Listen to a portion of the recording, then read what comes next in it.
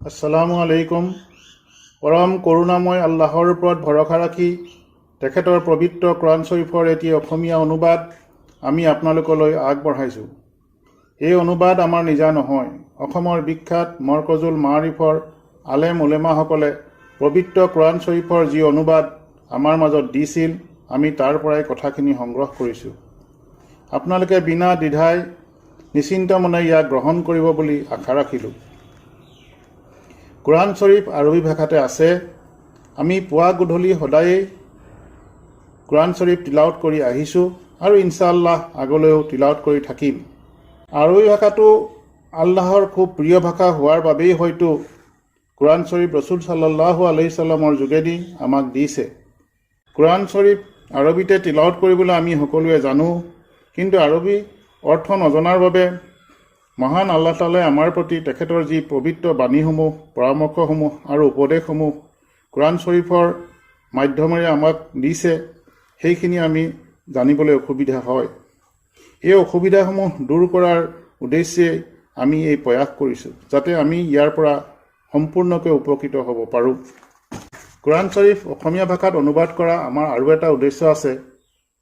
আমাৰ লগতে থকা অন্য ধৰ্মাৱলম্বী লোকসকলে কোৰাণ শৰীফ আৰবীতে থকাৰ কাৰণে তেখেতসকলে কোৰাণ শৰীফত মানৱ জাতিৰ প্ৰতি থকা আল্লাহ তাআলাৰ বাণীসমূহ জনাৰ পৰা বঞ্চিত হৈ থাকে।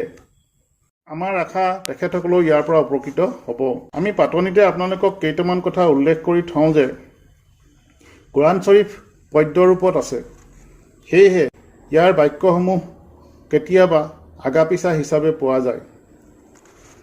দ্বিতীয়তে, ইয়াত আগৰ কিছুমান ঘটনা আৰু পৰিঘটনা ইংগিতত কোৱা হৈছে, আৰু কিছু কথা প্ৰথমে অলপ আকৌ পাছলৈ বাকীখিনি উল্লেখ কৰিছে। আগৰ কথাখিনি জনা থাকিলে পিছত কোৱা কথাখিনি বুজিবলৈ সহজ হ'ব। ইয়াত যিসকল লোকে আল্লাহক বিশ্বাস কৰে কিন্তু তেখেতসকলে আল্লাহৰ নিৰ্দিষ্ট কৰি দিয়া পথত নচলে, তেখেতসকলক কাফিৰ বুলি কৈছে। বনি ইছৰাইল মানে ইহুদী জাতি, আৰু মুছা আলাইহিছ সালাম তেখেতসকলৰ নবী। শেষত আপোনালোকৰ সকলোৰে সুস্বাস্থ্য কামনা কৰিছোঁ আৰু আপোনালোকলৈ এটি অনুৰোধ কৰিছোঁ, আপোনালোকে আমাক দোৱা কৰিব যাতে আমি এই সৎকাৰ্যটো সুচাৰুৰূপে সম্পাদন কৰি সাফল্যমণ্ডিত হ'ব পাৰোঁ। সৱশেষত আপোনালোকৰ সকলো লোকে চালাম জনাই আজিলৈ ইমানতে সামৰিছোঁ। আমিন। ধন্যবাদ। পৰম কৰুণাময় অনন্ত দয়াময় আল্লাহৰ নামত আৰম্ভণি। গোটেই প্ৰশংসা আল্লাহৰ প্ৰতি, যিজন আটাইকেইখন জগতৰ প্ৰতিপালক। পৰম কৰুণাময় অনন্ত দয়াময় বিচাৰৰ দিনৰ গৰাকী, আমি তোমাৰেই বন্দেগী উপাসনা কৰোঁ আৰু তোমাৰেই সহায় মাগোঁ। আমাক সৰল সঠিক বাটত পৰিচালিত কৰা। তেওঁলোকৰ বাটত যিসকলৰ ওপৰত তুমি কৃপা কৰিছা, যিসকলৰ ওপৰত তুমি খং কৰা নাই আৰু যিসকল বিপথে যোৱা নাই। আমিন। পৰম কৰুণাময় অনন্ত দয়াময় আল্লাহৰ নামত আৰম্ভণি। আলিফ লাম মিম। এই কিতাপত কোনো সন্দেহ নাই। এই কিতাপ মুক্তাকী ক্ষুধাবিৰোসকলৰ কাৰণে পথ প্ৰদৰ্শক। যিসকলে অদৃশ্যত বিশ্বাস কৰে, নামাজ ঠিক ৰাখে আৰু মই সিহঁতক যি জীৱিকা দান কৰিছোঁ তাৰ পৰা খৰচ কৰে। আৰু যিসকলে বিশ্বাস কৰে সেইসমূহ বিষয়ৰ ওপৰত যিবোৰ তোমাৰ প্ৰতি অৱতীৰ্ণ হৈছে আৰু সেইসমূহ বিষয়ৰ ওপৰত যিবোৰ তোমাৰ আগেয়ে অৱতীৰ্ণ হৈছে আৰু আখিৰতক সুনিশ্চিত বুলি বিশ্বাস কৰে, তেওঁলোকেই তেওঁলোকৰ প্ৰভুৰ প্ৰদৰ্শিত পথত আছে, তেওঁলোকেই সফল কাম। নিঃসন্দেহে যিসকল কাফিৰ হৈ গৈছে সিহঁতক তুমি সতৰ্ক কৰা আৰু নকৰা একেই সমান। সিহঁতে ইমান আনে। আল্লাহ তাআলাই মোহৰ মাৰি দিছে সিহঁতৰ অন্তৰ আৰু কাণত, আৰু চকুৰ ওপৰত পৰ্দা, আৰু সিহঁতৰ কাৰণে আছে কঠোৰ শাস্তি।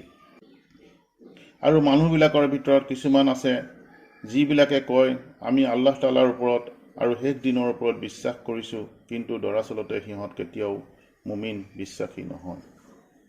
সিহঁতে আল্লাহ তাআলাৰ লগত আৰু মুমিনসকলৰ লগত ঠগবাজি কৰে, কিন্তু প্ৰকৃততে সিহঁতে নিজৰ লগতে ঠগবাজি কৰি আছে, অথচ সিহঁতে সেই কথা অনুভৱ নকৰে। সিহঁতৰ অন্তৰত আছে বেমাৰ, আল্লাহ তাআলাই সিহঁতৰ বেমাৰ আৰু বঢ়াই দিছে আৰু সিহঁতৰ কাৰণে আছে কঠোৰ শাস্তি, কাৰণ সিহঁতে মিছা কয়। আৰু যেতিয়া কোৱা হয় তোমালোকে পৃথিৱীত ফসাদ অশান্তি সৃষ্টি নকৰিবা, সিহঁতে কয় আমি শোধনবাদীহে। সাৱধান, জানি ৰখা, সিহঁতেই অশান্তি সৃষ্টিকাৰী, অথচ সিহঁতে বুজি নাপায়।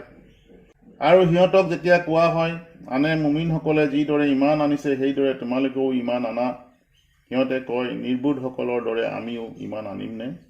মনত ৰাখিবা, আচলতে সিহঁতেই নিৰ্বোধ, কিন্তু সিহঁতে নাজানে। আৰু যেতিয়া সিহঁতে ইমানদাৰসকলৰ লগত মিলিত হয় তেতিয়া সিহঁতে কয় আমি ইমান আনিছোঁ। আৰু যেতিয়া সিহঁতৰ শয়তান চৰ্দাৰসকলৰ লগত গোপনে মিলিত হয় কয় আমি তোমালোকৰ লগতহে আছোঁ, মুছলমানৰ লগত আমি ঠাট্টাহে কৰি আছোঁ। আল্লাহ তাআলাই সিহঁতৰ লগত পৰিহাস কৰে আৰু সিহঁতক এৰি দিছে যাতে সিহঁতে নিজৰ অহংকাৰ কুমতলবত হাইৰাণ আৰু পেৰেচান হৈ থাকে। সিহঁতে হৈছে এইসকল লোক যিসকলে হেদায়তৰ বিনিময়ত গুমৰাহী কিনি লৈছে, গতিকে সিহঁতৰ এই বেহা লাভজনক নহয় আৰু সিহঁতে হেদায়ত প্ৰাপ্তও নহয়। সিহঁতৰ তুলনা সেইজন ব্যক্তিৰ লগত যিজনে জুই একুৰা জ্বলালে, তাৰপিছত যেতিয়া তাৰ চাৰিওফালে আলোকিত কৰি দিলে আৰু আল্লাহ তাআলাই জুইকুৰাৰ পোহৰ নুমাই দিলে আৰু সিহঁতক অন্ধকাৰৰ মাজত এৰি দিলে, গতিকে সিহঁতে একো দেখা নাপায়। সিহঁত কলা বোবা অন্ধ, গতিকে সিহঁত উভতি নাহিব। নাইবা আকাশৰ মেঘ য'ত আছে অন্ধকাৰ, গৰ্জন আৰু বিজুলীৰ চমক, সিহঁতে বজ্ৰৰ কাৰণে মৃত্যুৰ আশংকাত কাণত আঙুলি দিয়ে। আল্লাহ তাআলা কিন্তু কাফিৰসকলক আগুৰি আছে। যেনিবা বিজুলীয়ে সিহঁতৰ দৃষ্টিশক্তি কাঢ়ি নিয়ে, যেতিয়াই বিজুলীয়ে পোহৰ দিয়ে সিহঁতে তাৰ মাজত আগুৱায়, আৰু যেতিয়া আন্ধাৰে ছাতি ধৰে থিয় হৈ যায়। আৰু আল্লাহ ইচ্ছা কৰিলে সিহঁতৰ দেখা শক্তি আৰু শুনা শক্তি হৰণ কৰিব পাৰিলেহেঁতেন। নিশ্চয় আল্লাহ তাআলা সকলো বস্তুৰে ওপৰত অসীম ক্ষমতাবান। হে মানৱ, তোমালোকে সেই প্ৰভুৰ উপাসনা কৰা যিজনে তোমালোকক আৰু তোমালোকৰ পূৰ্বৱৰ্তীসকলক স্বজন কৰিছে যাতে তোমালোকে আত্মৰক্ষা কৰিব পাৰা, যিগৰাকীয়ে মাটিক বিচনা আৰু আকাশক ৰভা কৰি দিছে আৰু আকাশৰ পৰা পানী বৰষাইছে, যাৰ দ্বাৰা তোমালোকৰ জীৱিকাৰ কাৰণে ফল উৎপন্ন কৰাইছে। এতেকে তোমালোকে জানি শুনি আল্লাহৰ লগত কাকো প্ৰতিদ্বন্দ্বী নাপাতিবা। মই মোৰ বান্দাৰ ওপৰত যিবোৰ অৱতীৰ্ণ কৰিছোঁ তাত যদি তোমালোকৰ সন্দেহ থাকে তেন্তে তোমালোক ইয়াৰ নিচিনা এটি সূৰা তৈয়াৰ কৰি আনাচোন, আৰু আল্লাহ তাআলাৰ বাহিৰে তোমালোকৰ সহায়ৰ কাৰণে আন সকলোকো মাতা যদি তোমালোক সত্যবাদী হোৱা। তাৰপিছত যদি তোমালোকে নোৱাৰা, আৰু নিশ্চয় নোৱাৰিবা, তেন্তে সেই জুইক ভয় কৰা যাৰ ইন্ধন হ'ব মানুহ আৰু শিল, তাক প্ৰস্তুত কৰি ৰখা হৈছে কাফিৰসকলৰ কাৰণে। আৰু যিসকলে ইমান আনিছে আৰু ভাল কাম কৰিছে তেওঁলোকক সুসংবাদ দিয়া যে তেওঁলোকৰ কাৰণে আছে বেহেষ্ট, যাৰ তলেদি নিজৰাবোৰ বৈ আছে। যেতিয়াই তেওঁলোকক কোনো ফল খাবলৈ তাৰ পৰা দিয়া হ'ব সিহঁতে ক'ব এই ফল আগতেও আমাক খাবলৈ দিয়া হৈছিল দেখোন। আৰু সিহঁতক জন্নতীসকলক দিয়া হ'ব দেখাত একে ৰকমৰ ফল, আৰু সিহঁতৰ কাৰণে থাকিব পবিত্ৰ সংগিনী, আৰু সিহঁতে তাত চিৰকাল থাকিব। নিশ্চয় আল্লাহ তাআলাই কোনো উদাহৰণ দিওঁতে লাজ নকৰে, মাখি হওক বা তাতোতকৈ উচ্চতৰ। এতেকে যিসকল মুমিন তেওঁলোকে নিশ্চিতভাৱে জানে যে এই উদাহৰণ তেওঁলোকৰ প্ৰভুৰ তৰফৰ পৰা অৱতীৰ্ণ, আৰু যিসকল কাফিৰ সিহঁতে কয় যে এনে উদাহৰণ দিয়াৰ অভিপ্ৰায় কি? ইয়াৰ দ্বাৰা আল্লাহ তাআলাই বহুতক পথভ্ৰষ্ট কৰে আৰু বহুতক কুপথত চালিত কৰে। বস্তুতঃ পাপাচাৰীৰ বাহিৰে আন কাকো তেওঁ গুমৰাহ নকৰে।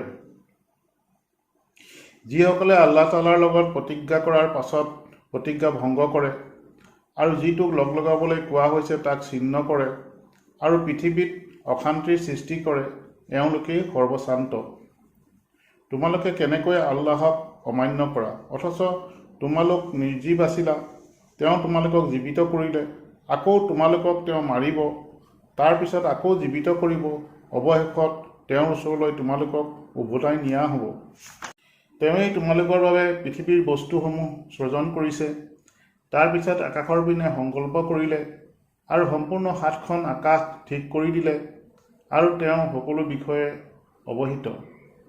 আৰু তোমাৰ প্ৰভুৱে যেতিয়া ফিৰিষ্টাসকলক ক'লে, মই পৃথিৱীত এজন প্ৰতিনিধি সৃজন কৰিব খোজোঁ, ফিৰিষ্টাসকলে ক'লে, তুমি তাত এনেকুৱা এজনক সৃষ্টি কৰিব খোজা নেকি, যিজনে তাত কাজিয়া কৰিব আৰু ৰক্তপাত কৰিব? অথচ আমি তোমাৰ গুণ, গৰিমা, কীৰ্তন আৰু পবিত্ৰ সত্তাৰ স্মৃতি তৰ্পণ কৰোঁ। তেওঁ ক'লে, তোমালোকে যি নাজানা মই নিশ্চিতভাৱে তাক জানো। আৰু আল্লাই আদম আলাইহিছলামক সকলো বস্তুৰ নাম শিকাই দিলে আৰু তাৰপিছত সেইখিনিক ফিৰিষ্টাসকলৰ আগত দাঙি ধৰি ক'লে, যদি তোমালোকে সঁচা হোৱা তেন্তে মোক সেই সকলো বস্তুৰ নাম কৈ দিয়া। তেওঁলোকে ক'লে, তুমি পাক পবিত্ৰ, তুমি আমাক যি শিকাইছা তাৰ বাহিৰে আমি একোৱেই নাজানো। নিশ্চয় তুমি মহাজ্ঞানী, ৰহস্যবিদ, তাত সন্দেহ নাই। তেওঁ ক'লে, হে আদম, তুমি এওঁলোকক এই বস্তুবিলাকৰ নাম কৈ দিয়া। তেতিয়া আদম আলাইহিছলামে এই বস্তুবিলাকৰ নাম কৈ দিলে। আল্লাহ তাআলাই ক'লে, মই তোমালোকক কোৱা নাছিলোঁ যে আসমান জমিন, আকাশ পাতাল সকলো গোপন মই উত্তম ৰূপে জানো, আৰু তোমালোকে যিটো প্ৰকাশ কৰিছা, যিটো মনত গোপন কৰি ৰাখিছা, তাকো মই জানো। আৰু যেতিয়া মই ফিৰিষ্টাসকলক আদেশ কৰিলোঁ যে তোমালোকে আদম আলাইহিছলামক ছিজদা কৰা, তেতিয়া ইবলিছৰ বাহিৰে বাকী সকলোৱে ছিজদা কৰিছিল।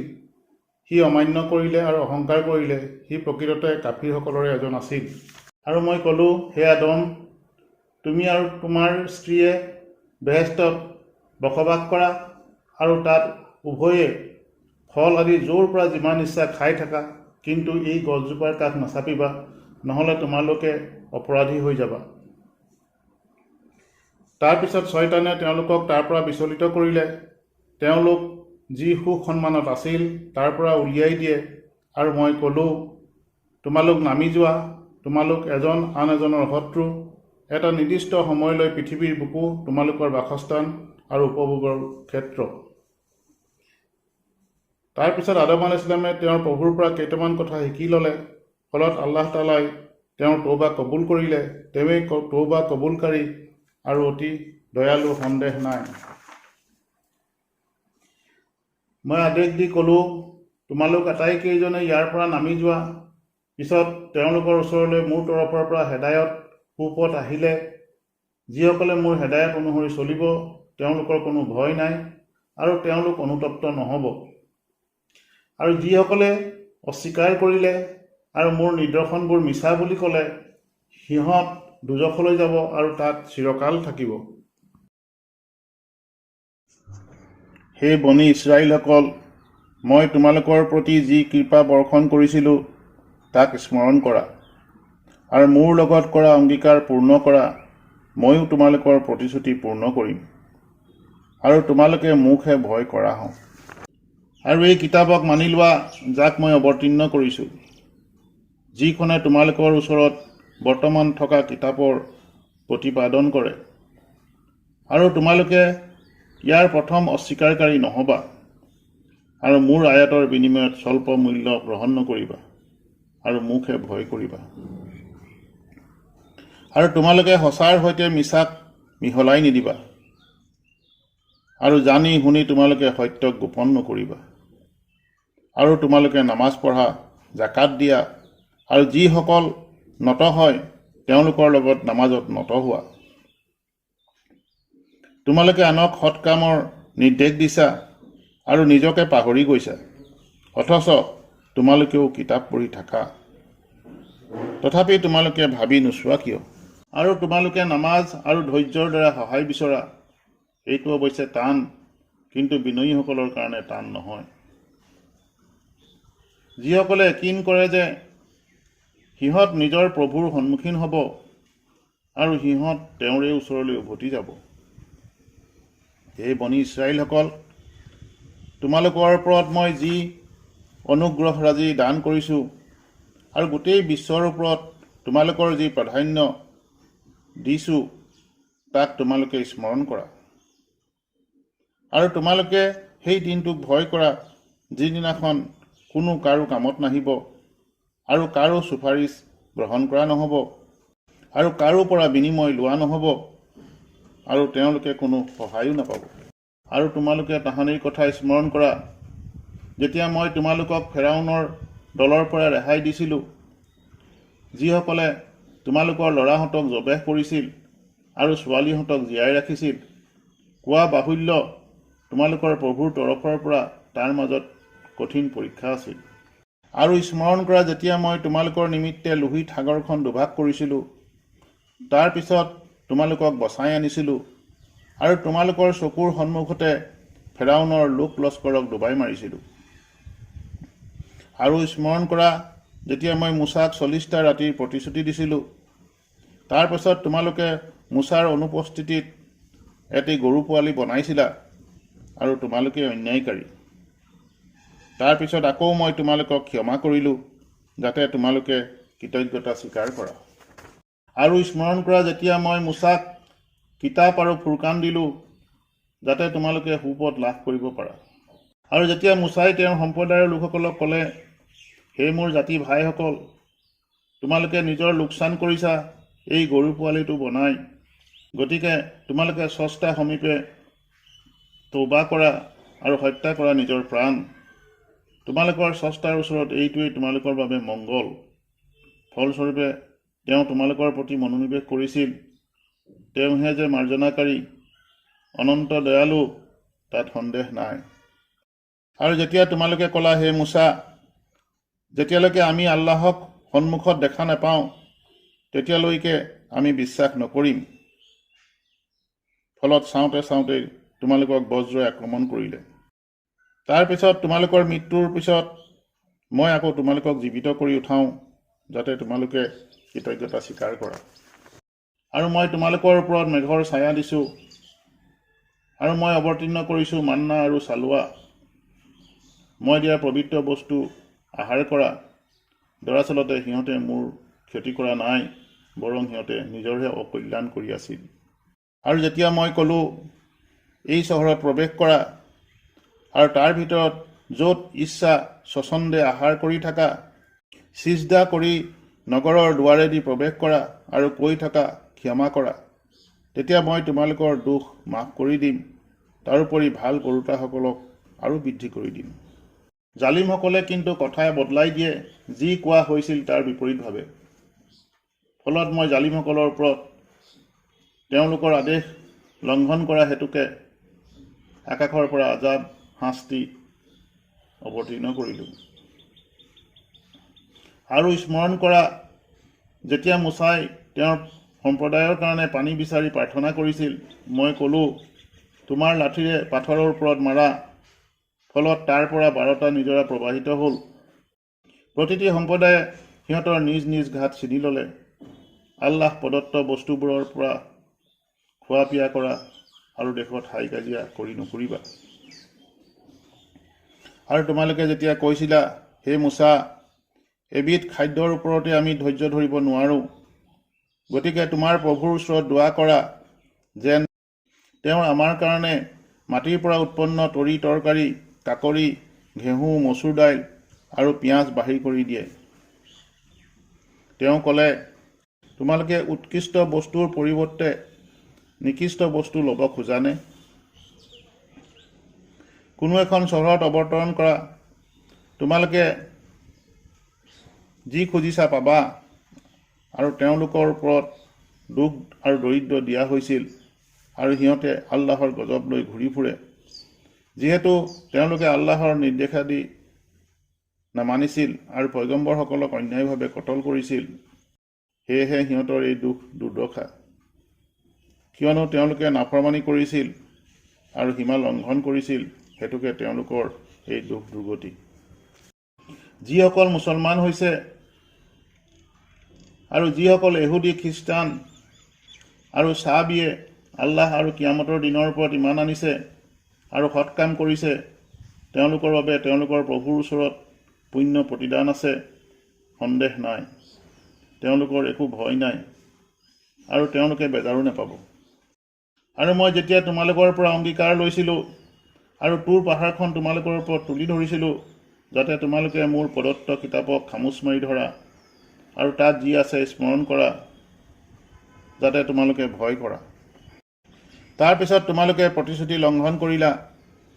যদি তোমালোকৰ প্ৰতি আল্লাহ তাআলাৰ কৃপা আৰু দয়া নহ'লহেঁতেন তেন্তে তোমালোকে ধ্বংস হ'লাহেঁতেন। আৰু তোমালোকে ভালদৰে জানা, যিসকলে শনিবাৰে সীমা অতিক্ৰম কৰিছিল, গতিকে মই ক'লোঁ, তহঁত ঘৃণিত বান্দৰ হৈ যা। মই এই ঘটনাটো তাত উপস্থিত থকা সকলৰ কাৰণে আৰু পৰৱৰ্তীসকলৰ কাৰণে শিক্ষণীয় দৃষ্টান্ত আৰু ভয় কৰোঁতাসকলৰ বাবে উপদেশ স্বৰূপ কৰিলোঁ। আৰু তোমালোকে স্মৰণ কৰা, যেতিয়া মুছা আলাইহিছ সালামে তেওঁৰ জাতিক ক'লে, আল্লাহ তাআলাই আদেশ কৰিছে যেন তোমালোকে এটি গাই গৰু জবেহ কৰা। সিহঁতে কয়, তুমি আমাৰ লগত ঠাট্টা কৰিছানে? তেওঁ ক'লে, মই মূৰ্খবিলাকৰ দলভুক্ত হোৱাৰ পৰা আল্লাহ তাআলাৰ আশ্ৰয় বিচাৰিছোঁ। সিহঁতে ক'লে, আমাৰ কাৰণে তোমাৰ প্ৰভুৰ ওচৰত প্ৰাৰ্থনা কৰা, তেওঁ যেন আমাক স্পষ্ট কৰি দিয়ে যে গাইজনী কি ধৰণৰ হ'ব। মুছা আলাইহিছ সালামে ক'লে, তেওঁ কয়, গাইজনী যেন বুঢ়ী নহয়, কুমাৰীও নহয়, ই যেন মজলীয়া বয়সৰ হয়। অতএব তোমালোকে যি হুকুম পাইছা তাক পালন কৰা। সিহঁতে ক'লে, আমাৰ কাৰণে তুমি তোমাৰ প্ৰভুৰ ওচৰত প্ৰাৰ্থনা কৰা যেন আমাক স্পষ্ট কৰি দিয়ে যে গাইজনী বৰণ কেনেকুৱা হ'ব। তেওঁ কয়, গাইজনী যেন ডাঠ পীত বৰণৰ হয়, দৰ্শকক আনন্দ কৰে।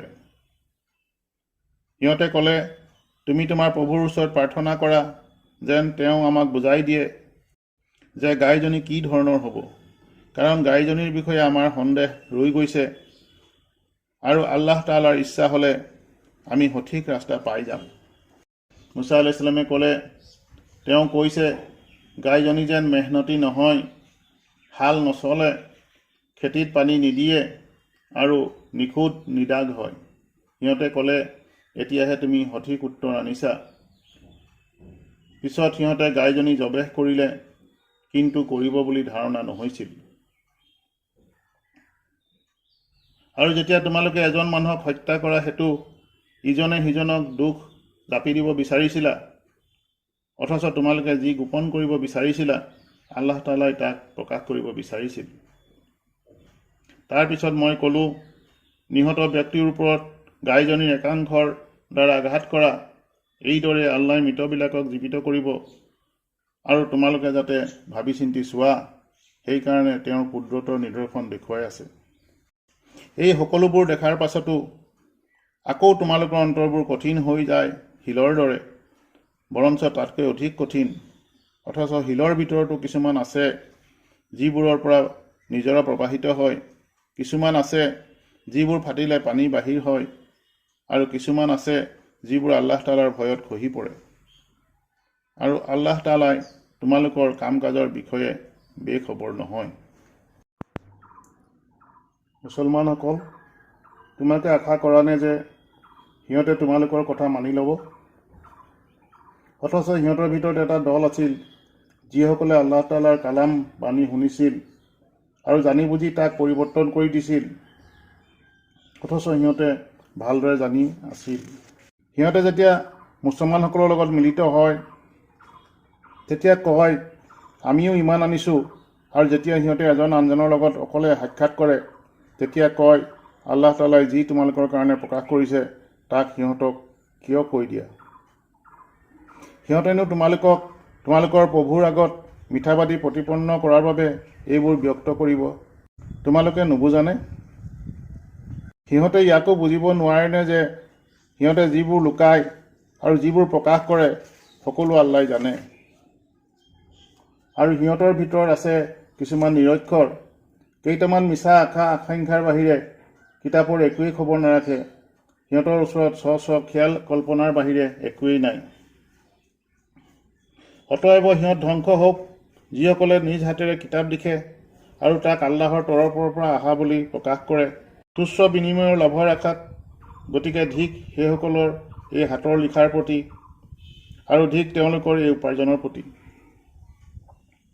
আৰু সিহঁতে কয়, গণনাৰ কেইটিমান দিনৰ বাহিৰে জুয়ে আমাক স্পৰ্শ নকৰিব। তুমি কোৱা, তোমালোকে জানো আল্লাহৰ পৰা কথা লৈ আহিছা যে তেওঁ কেতিয়াও তেওঁৰ কথাৰ খেলাফ নকৰিব? নাইবা তোমালোকে যি নাজানা তাকেই আল্লাহৰ প্ৰতি আৰোপ কৰি আছানে? অৱশ্যে যিজনে পাপ সঞ্চয় কৰিলে, তেওঁৰ পাপবোৰে তেওঁক আগুৰি ধৰিলে, সিহঁতেই জাহান্নামৰ অধিবাসী, তাত সিহঁত চিৰকাল থাকিব। আৰু দৰাচলতে যিসকলে ইমান আনিলে, সৎ কাম কৰিলে, তেওঁলোকেহে বেহেস্তৰ অধিবাসী, তাত তেওঁলোক চিৰকাল থাকিব। আৰু স্মৰণ কৰা, মই যেতিয়া বনি ইছৰাইলৰ পৰা অংগীকাৰ লৈছিলোঁ যে আল্লাহৰ বাহিৰে আন কাৰো ইবাদত নকৰিবা, আৰু মাক বাপেক, আত্মীয় স্বজন আৰু এটিম মিস্কিনসকলৰ লগত সৎব্যৱহাৰ কৰিবা, মানুহৰ লগত সৎ কথা ক'বা, নামাজ ঠিক ৰাখিবা, জাকাত দিবা, তথাপিও অলপ সংখ্যকৰ বাহিৰে তোমালোকে মুখ ঘূৰাইছিলা, আৰু তোমালোকেই অগ্ৰাহ্যকাৰী। আৰু যেতিয়া মই তোমালোকৰ পৰা অংগীকাৰ লৈছিলোঁ যে তোমালোকে ৰক্তপাত নকৰিবা, আৰু নিজৰ আপোন লোকসকলক সিহঁতৰ বাসস্থানৰ পৰা বহিষ্কাৰ নকৰিবা, তাৰ পিছত তোমালোকে তাক স্বীকাৰ কৰিছিলা, আৰু তোমালোকেই তাৰ সাক্ষী দিছা।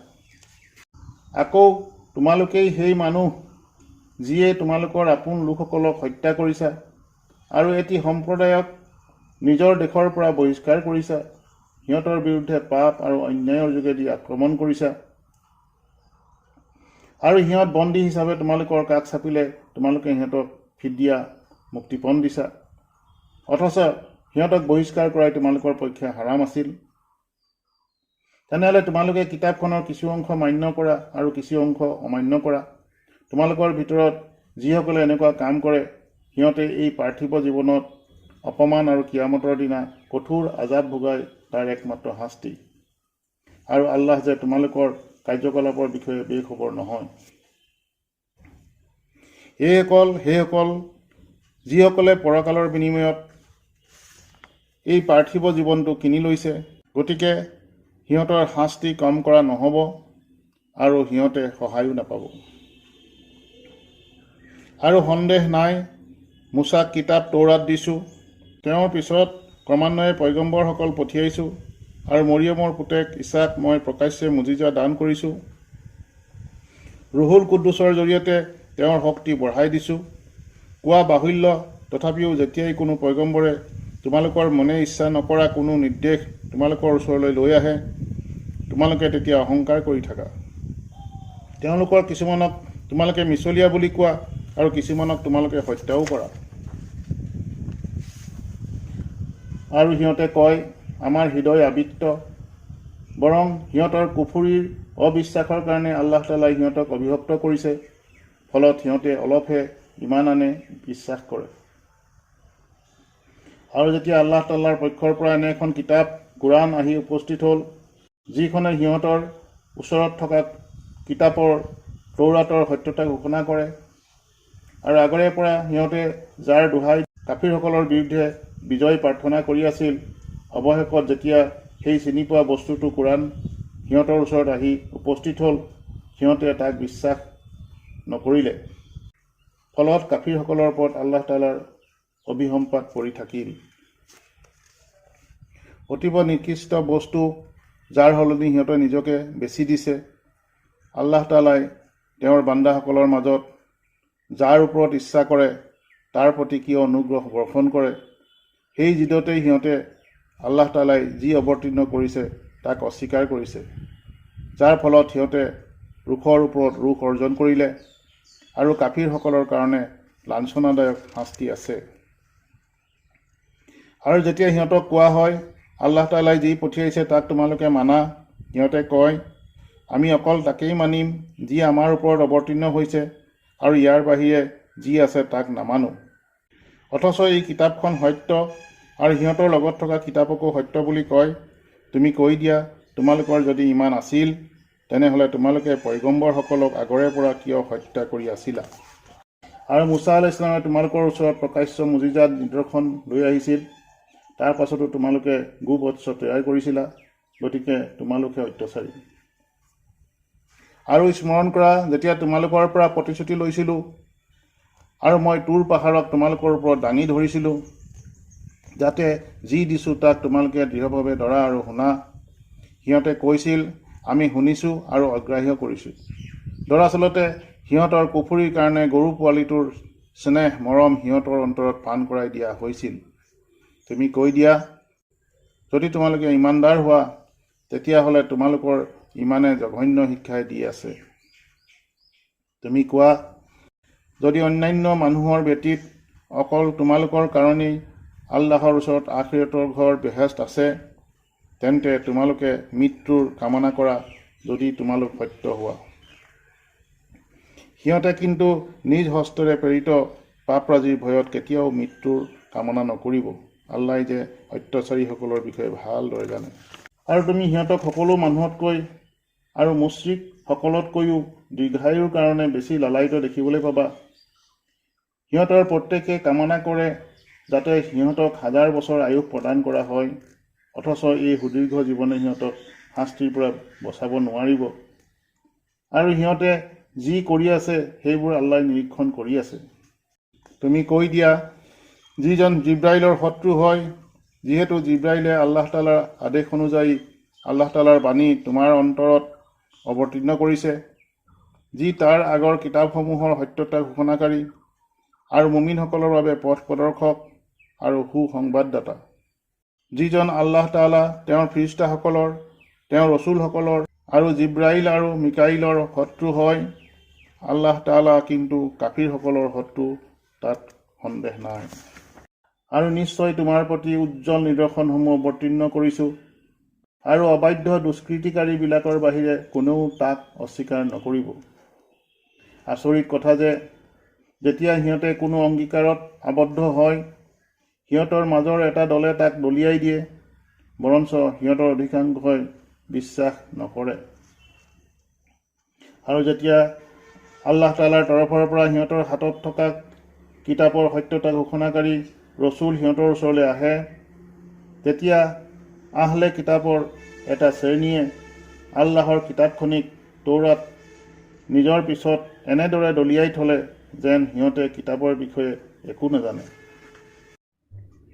আৰু চুলেমান আলাইহিছ ছালামৰ ৰাজত্বকালত শয়তানবিলাকে যি পাঠ কৰিছিল, সিহঁতে তাক অনুসৰণ কৰিবলৈ ধৰিছিল। অথচ চুলেমান আলাইহিছ ছালামে কুফুৰি কৰা নাই, বৰং শয়তানবিলাকে কুফুৰি কৰিছে। সিহঁতে মানুহক যাদুবিদ্যা শিক্ষা দি আছিল, আৰু সিহঁত সেই শিক্ষাৰ পিছত দৌৰে, যি হাৰুত আৰু মাৰুত নামৰ দুজন ফিৰিষ্টাৰ ওপৰত বাবিলন নগৰত অৱতীৰ্ণ কৰা হৈছিল। ফিৰিষ্টাদ্বয়ে এই কথা নোকোৱাকৈয়ে যে আমি পৰীক্ষাৰ বাবেহে, গতিকে তোমালোকে কুফুৰ নকৰিবা, কাকো শিক্ষা দিয়া নাছিল। তথাপিও সিহঁতে তেওঁলোকৰ ওচৰত সেই বিদ্যা শিকিছিল যাৰ দ্বাৰা স্বামী স্ত্ৰীৰ মাজত বিভেদ ঘটাইছিল, আৰু দৰাচলতে আল্লাহ তালাৰ হুকুম নোহোৱাকৈ ইয়াৰ দ্বাৰা সিহঁতে কাৰো অনিষ্ট সাধন কৰিব নোৱাৰে। তথাপি সিহঁতে এনে বস্তু শিকে যিয়ে সিহঁতৰ অনিষ্টৰ বাহিৰে একো উপকাৰ নকৰে। অথচ সিহঁতে নিশ্চিতভাৱে জানে যিজনে যাদুবিদ্যা শিকে তাৰ আখিৰাতত একোৱেই পাবলগীয়া নাই। প্ৰকৃততে সিহঁতে অতি নিকৃষ্ট বস্তুৰ বিনিময়ত নিজকে বিক্ৰী কৰি আছে, যদি সিহঁতে জানিলেহেঁতেন। আৰু যদি সিহঁতে ইমান আনিলেহেঁতেন আৰু ক্ষুধাবিহু হ'লহেঁতেন, তেতিয়া আল্লাহ তালাৰ পৰা উত্তম প্ৰতিদান পালেহেঁতেন, যদি সিহঁতে বুজিলেহেঁতেন। হে ইমানদাৰসকল, তোমালোকে ৰাইনা নকবা, বৰং উনজুৰনা কবা আৰু শুনি থাকিবা, আৰু কাফিৰসকলৰ কাৰণে আছে যন্ত্ৰণাদায়ক শাস্তি। আহলে কিতাপবিলাকে আৰু মুশ্ৰিকসকলে নিবিচাৰে যে তোমালোকৰ প্ৰতিপালকৰ তৰফৰ পৰা কোনো কল্যাণ বাণী বৰ্ষিত হওক, অথচ আল্লাহ তালাই যাক ইচ্ছা কৰে তাক নিজৰ ৰহমতেৰে বিভূষিত কৰে, আৰু আল্লাহ তালা মহান কল্যাণৰ অধিকাৰী। মই যদি কোনো আয়াত ৰহিত কৰোঁ বা পাহৰাই দিওঁ, তেতিয়াহ'লে মই তাতকৈ উত্তম অথবা তাৰ অনুৰূপ আয়াত পঠিয়াওঁ।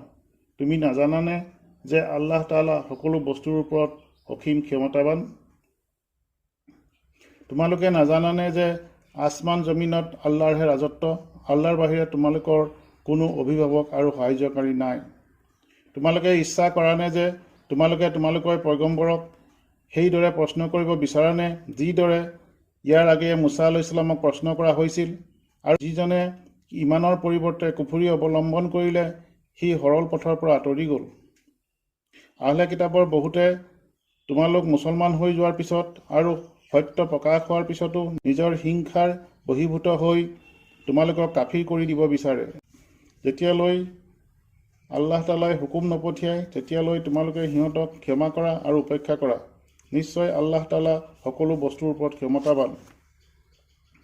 আৰু তোমালোকে নামাজ পঢ়া, জাকাত দিয়া আৰু যিখিনি ভাল স্বভাৱ তোমালোকে নিজৰ কাৰণে পঠাবা সেইখিনি আল্লাহ তাআলাৰ ওচৰত অৱশ্যে পাবা। তোমালোকে যি কৰা তাক আল্লাহ তাআলাই দেখে, তাত সন্দেহ নাই। আৰু সিহঁতে কয়, এহুদী আৰু খ্ৰীষ্টানবিলাকৰ বাহিৰে কোনো বেহেষ্টত প্ৰৱেশ কৰিব নোৱাৰিব। এইবোৰ সিহঁতৰ বাসনাহে। তুমি কৈ দিয়া, তোমালোকে যদি সত্যবাদী হোৱা তোমালোকৰ প্ৰমাণ উপস্থিত কৰা।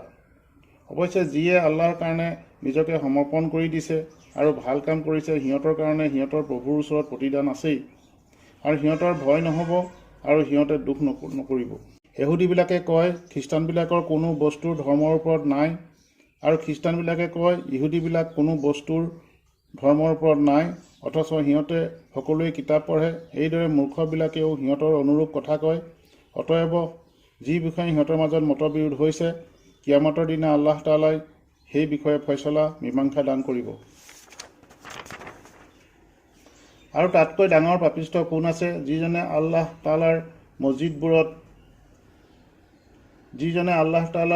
মছজিদবোৰত তেওঁৰ নাম লোৱাত বাধা দিয়ে, সেইবোৰক বিনাশ কৰিবলৈ প্ৰয়াস পায়। এওঁলোকে ভয় নকৰাকৈ মছজিদত প্ৰৱেশ কৰা উচিত নহয়।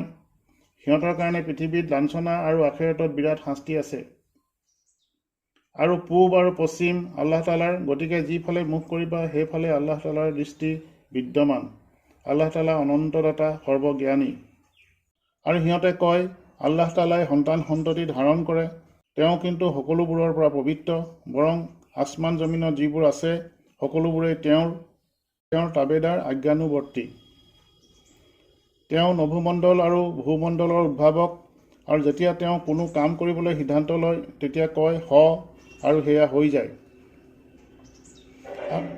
আৰু যিবিলাকে একো নাজানে সিহঁতে কয়, আমাৰ লগত আল্লাহে কথা নকয় কিয়, নাইবা আমাৰ ওচৰলৈ কোনো নিদৰ্শন নাহে কিয়। এইদৰে সিহঁতৰ আগৰবিলাকেও কৈছিল। এওঁলোকৰ অন্তৰবোৰ একেধৰণৰ। যিসকলে বিশ্বাস কৰে তেওঁলোকৰ কাৰণে মই স্পষ্ট নিদৰ্শন বৰ্ণনা কৰি দিছোঁ। মই তোমাক সত্য ধৰ্মসহ সুসংবাদদাতা আৰু ভয় প্ৰদৰ্শক ৰূপে পঠিয়াইছোঁ। দোজখীবিলাকৰ বিষয়ে তোমাক প্ৰশ্ন কৰা নহ'ব।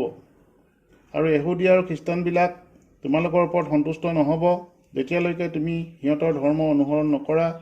তুমি কৈ দিয়া, আল্লাহ তাআলাৰ প্ৰদৰ্শিত পথটোহে সৰল পথ, আৰু তুমি যদি জ্ঞান লাভৰ পিছতো সিহঁতৰ ইচ্ছামতে চলা, তেতিয়াহ'লে আল্লাহ তাআলাৰ পৰা তোমাক ৰক্ষা কৰিবলৈ কোনো বন্ধু বা সাহায্যকাৰী নহ'ব।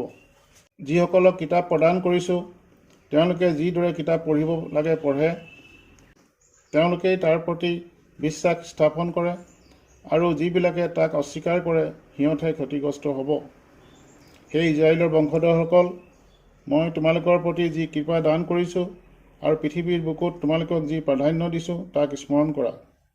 আৰু তোমালোকে সেই দিনটোক ভয় কৰা যিদিনাখন এক ব্যক্তি অইন ব্যক্তিৰ পৰা অলপো উপকৃত নহ'ব, আৰু কাৰো পৰা কোনো বিনিময় গ্ৰহণ কৰা নহ'ব, আৰু কোনো অনুৰোধেও উপকাৰ নিদিব, আৰু সিহঁত কোনো সাহায্যপ্ৰাপ্তও নহ'ব।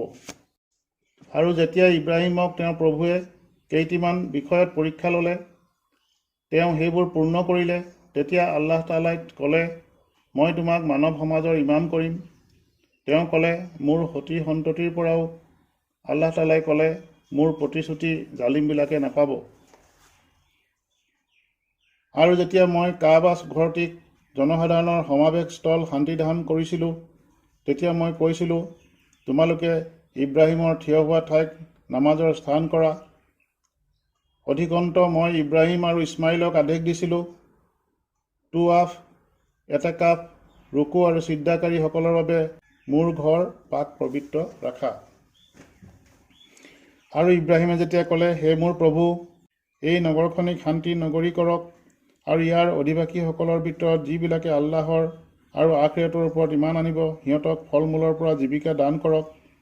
তেওঁ ক'লে, যিবিলাকে কুফুৰি কৰিব সিহঁতকো কিছুদিনলৈ ভোগ কৰিবলৈ দিম, অৱশেষত দোজখৰ শাস্তি ভোগ কৰিবলৈ তাক বাধ্য কৰিম, আৰু দোজখ অতি জঘন্য ঠাই। আৰু সেই সময় স্মৰণ কৰা যেতিয়া ইব্ৰাহিম আলাইহিছ ছালাম আৰু ইছমাইল আলাইহিছ ছালামে কাবা ঘৰৰ ভেটি উঠাবলৈ ধৰে আৰু প্ৰাৰ্থনা কৰে, হে আমাৰ প্ৰভু, আমাৰ এই সাধনা তুমি কবুল কৰা। তুমি সকলো শুনা আৰু সকলো জানা। হে আমাৰ প্ৰভু, আমাক তোমাৰ আজ্ঞাবহ কৰা। আমাৰ বংশধৰ সকলৰ ভিতৰত এটা সম্প্ৰদায়ক তোমাৰ আজ্ঞাবহ কৰিবা, আমাক হজৰ ৰীতি নীতি শিক্ষা দিয়া আৰু ক্ষমা কৰা। তুমিতো তৌবাহ কবুলকাৰী কৰুণাময়। হে আমাৰ প্ৰভু, সিহঁতৰ মাজৰ পৰাই এজনক ৰচুল কৰি পঠিওৱা। তেওঁ কিতাপ পঢ়ি শুনাব, সিহঁতক কিতাপৰ আৰু হেকমতৰ শিক্ষাদান কৰিব আৰু সিহঁতক শুদ্ধ কৰিব। তুমি যে প্ৰবল প্ৰতাপশালী সূক্ষ্ম জ্ঞানী। আৰু যিয়ে নিজেই নিজকে অকৰা সাব্যস্ত কৰিব বিচাৰে, তাৰ বাহিৰে কোনেনো ইব্ৰাহিমৰ মিল্লতৰ পৰা মুখ ঘূৰাব? মই ইব্ৰাহিমক পৃথিৱীত বাছি লৈছোঁ আৰু আখিৰততো তেওঁ পুণ্যসকলৰ অন্যতম হ'ব।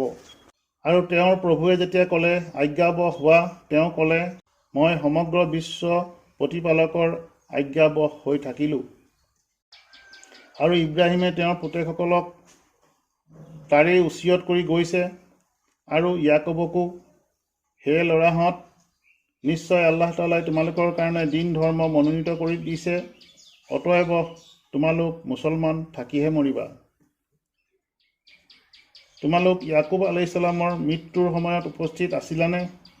যি সময়ত তেওঁ তেওঁৰ ল'ৰাহঁতক সুধিছিল, মোৰ আৱৰ্তমানে তোমালোকে কাৰ ইবাদত কৰিবা? সিহঁতে ক'লে, আমি তোমাৰ আৰু তোমাৰ পিতামহ ইব্ৰাহিম আৰু ইছমাইল আৰু ইছহাকৰ মাবুদৰেই উপাসনা কৰিম। তেওঁৱেই উপাস্য মাবুদ আৰু আমি সকলোৱেই তেওঁৰ অনুগত।